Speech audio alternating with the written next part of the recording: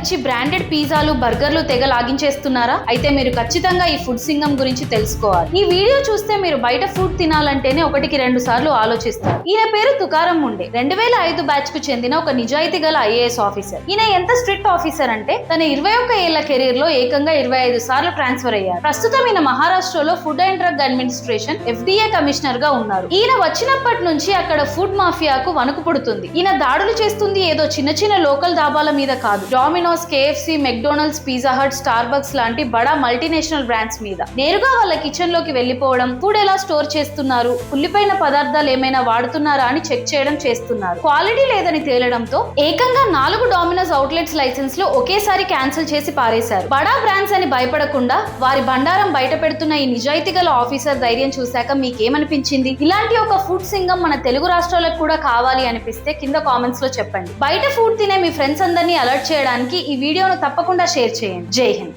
ఈ విషయం గురించి ఇంకా క్లియర్ గా తెలుసుకోవాలంటే ఫుల్ వీడియో చూడండి.